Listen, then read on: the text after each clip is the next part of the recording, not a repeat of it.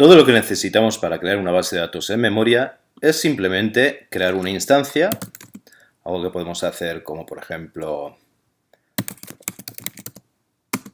así, new SQLite database, y a continuación simplemente conectar con ella.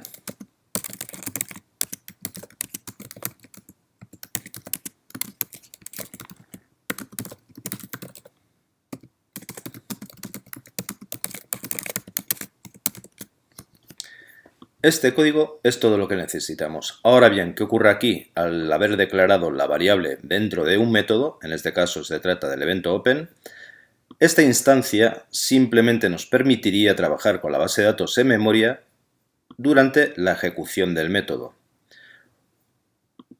Otra cosa que podríamos hacer sería declarar una propiedad. En este caso sería colgando de la ventana, lo que significaría que la base de datos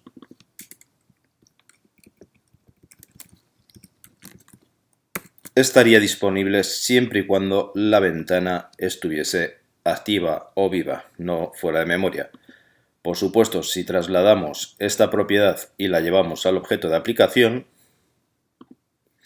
entonces el ámbito de la propiedad estaría, y por tanto la base de datos estaría disponible siempre que se estuviese ejecutando la aplicación y por lo tanto también estaría disponible para todo el código accediendo a través del menú o del objeto de aplicación. Otra cosa que podríamos hacer sería crear un módulo y dentro de este módulo añadir la propiedad con ámbito global, lo que equivaldría a lo mismo. En este caso, la referencia a base de datos ocurriría de forma global a través del módulo, por lo tanto estaría disponible para el resto de la aplicación, para el resto del código que quisiéramos ejecutar.